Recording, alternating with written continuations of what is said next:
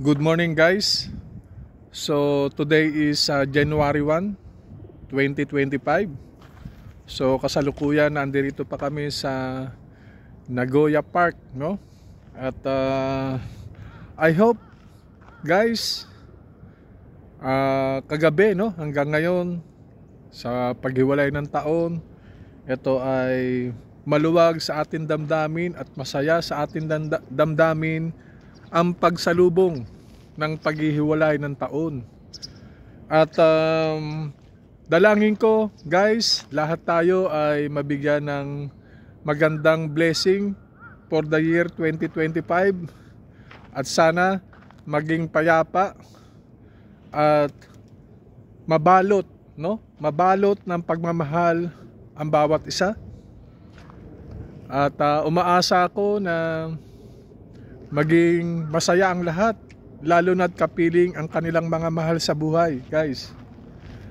So, anyway guys, meron ulit nag-request early this morning na meron siyang gustong ipadiscuss sa akin. So, ang sabi niya, excuse me, the legend boy. So, I'm your follower. So, pwede bang ipadiscuss itong katanungan ko na paano kapag nawalan ka na ng pagmamahal sa iyong asawa, no? So, meaning to say, ang nanghingi ng advice ay girl, babae, no? So, nakita ko, bago ako nag-vlog, pinag-isipan ko muna mabuti kasi actually masalimuot to eh. Hindi biro, no? Yung katanungan niya na ipaliwanag ko paano kapag nawalan ka na ng pagmamahal sa asawa mo. Imagine. Ngayon, guys, itatanong ko lang sa'yo, no? Ikaw ay kasado? Meaning to say, kasal ba kayo? Kasi pag kasal kayo guys, ang inaano ko lang is, ano bang dahilan? Bakit nawalan ka na ng pagmamahal sa asawa mo? So, sa akin palagay, no? May mga bagay na kung saan bakit nawalan ka ng pagmamahal sa asawa mo. Isa, siguro napagod na yung puso mo, napagod na. So marami ng mga bagay na pasakit na dinanas mo sa buhay at binigyan mo na siya ng maraming chances, no, na magbago. Pero until now, walang nangyaring pagbabago.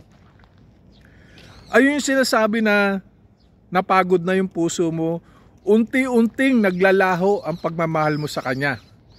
So masakit man isipin, talagang ayun ang realidad, guys. Ngayon, may katanungan din ako. May mga anak ka na ba? Ngayon, kung may anak ka, isaalang-alang mo rin yung salita na nawawalan ka ng pagmamahal sa asawa mo. Kasi aabot yan, hahantong yan sa hiwalayan. Pag-isipan mo mabuti at bakit hindi mo siya kausapin ng one-on-one kayong dalawa?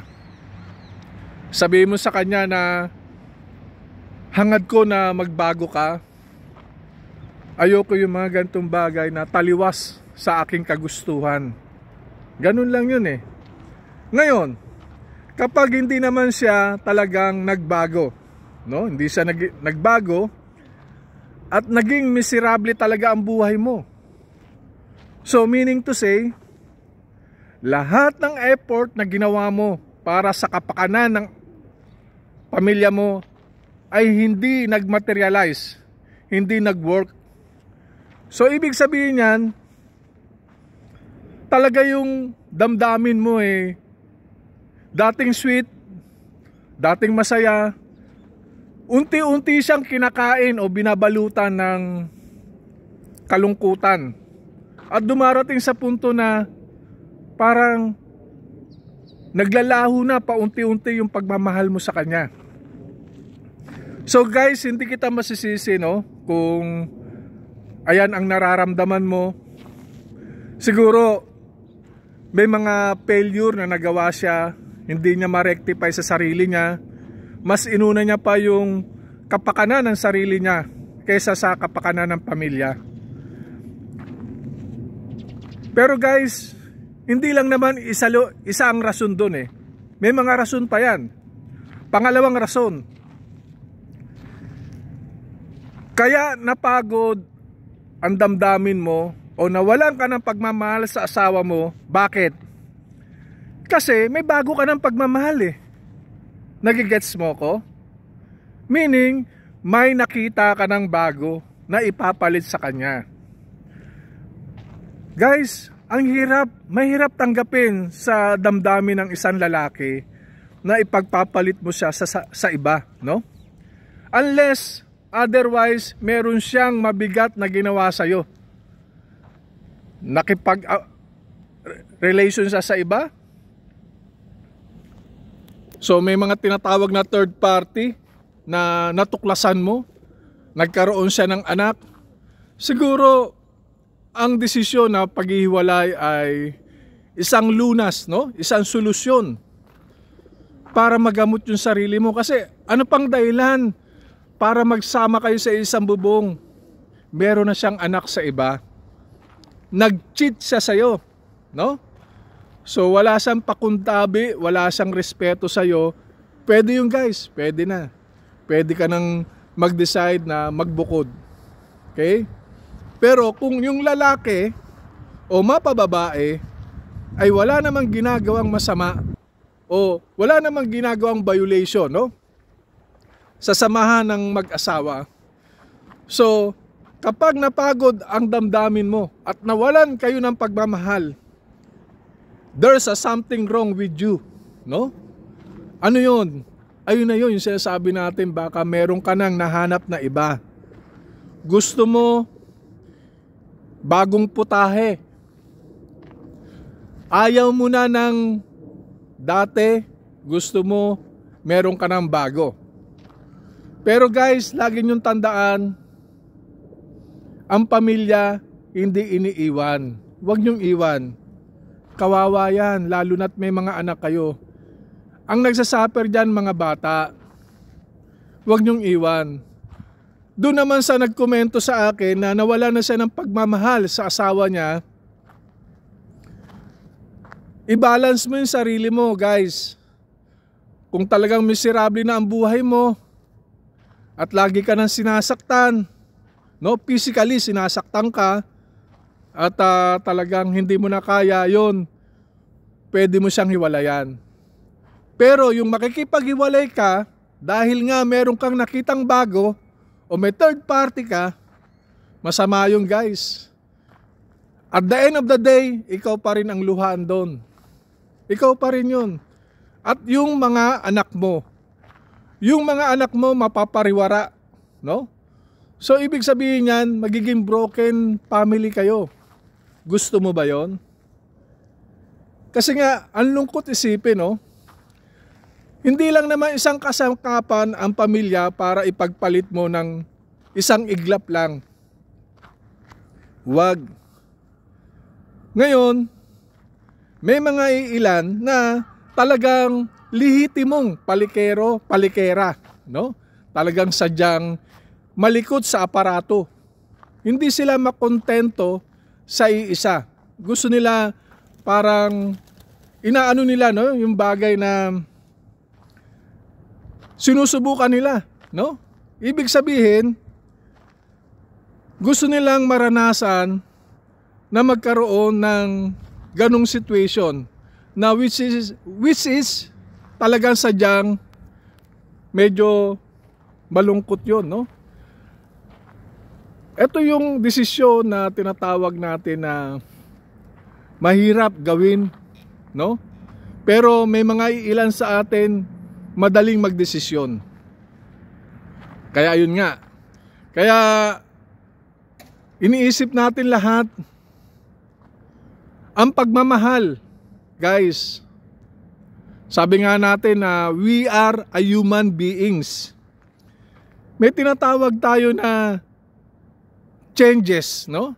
Yung mga daily changes na nangyayari sa buhay natin. Kasi tao lang tayo eh. Ano mang desisyon natin ngayon, maaring mamaya, bukas, magbabago na. Pero, bago natin baguhin, lalo na usaping pamilya, pag-isipan natin ng maraming beses. Na andyan yung mga pamilya natin, mga magulang, pwede tayo maghingi ng advice sa kanila. Kaya nga, yung pag inulit-ulit kong basahin, no? Yung nagkomento at humingi ng advice, i-discuss ko raw. Paano raw kung nawala na siya ng pagmamahal sa asawa. Ngayon, siguro, direktahin mo asawa mo. Sabihin mo sa kanya, direktahin mo. Kaso, sana yung asawa mo maluwag sa damdamin yung pagtanggap ng sasabihin mo. Walang mangyayaring anumang pisikalan sa inyong dalawa. So ipaliwanag mo anong rason na pwede mong ipamukha sa kanya. Pero kung yung rason mo ay meron kang iba, wag mo siyang kausapin. Kasi kami mga lalaki, kapag yung pag-aari namin, meaning to say ng pag-aari, ikaw na yung hinarap namin sa altar, then after how many years, biglang magsasabi ka sa amin na hindi na kita mahal, may mahal na akong iba. So ayan guys, parang ang hirap para sa amin, no? At siyempre bilang isang lalaki, makulit din kami minsan guys, makulit kami. Anong dahilan? Bakit nawala na yung pagmamahal mo sa akin? Dati payakap-yakap ka pa. Naglalakad tayo, halos hindi na ako makahakbang dahil sobrang pulupot mo sa katawan ko eh. Eh ngayon, 1 meter distance tayo naglalakad, ano yan? So meron ka ng iba. Ngayon, may mga martir na lalaki na sinasabi, papayag ako, wag mo lang akong iwan. Kahit may iba ka na, wag mo lang akong iwan. Guys, ayan ang sinasabi ko na wrong decision. Kapag ang asawa mo nang imang bahay na, ayaw na sa'yo, i-let go mo, let go. Okay. Kung ayan ang desisyon mo sa buhay, na ako'y iwan mo dahil nga may nakikita ka ng iba, sige, go ahead. Sana magtagumpay ka, maging happy ka sa gagawin mo. Ganun lang kasimple, ganun lang kasimple. Ngayon, yung sabi nga nila, paano raw tanggapin to eh.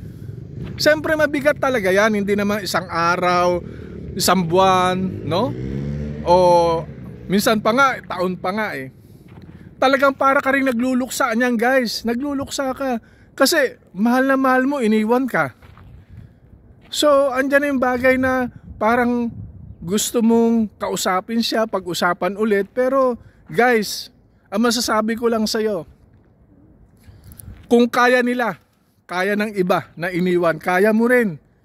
No? Basta wala kang ginagawang masama, press ang isipan mo, nagmahal ka ng todo-todo para sa kapakanan ng anak mo, pamilya mo, wala kang dapat ikatakot guys. Kaya sana doon sa humingi ng advice, sana nasagot ko yung tanong mo. At umaasa ako na nawalan ka ng pagmamahal sa asawa mo, hindi dahil sa third party. Sana hindi dahil sa third party. Kung doon yan sa tinatawag na napagod yung damdamin mo, naging miserable ka, no? Sa pang-araw-araw, guys, palo ako sa'yo. Saludo ako sa desisyon mo. Kaysa naman mangyari ay magkaroon ka ng sakit, no? Kaya siguro guys, isa pa rin yun na wag tayong mawala ng pag-asa, humingi pa rin tayo ng advice sa ating mga magulang kasi sila pa rin ang magbibigay sa atin ng tamang direction, no? Kaya guys, sabi nga natin mamahalin kita habang buhay hanggang sa dulo ng aking libi.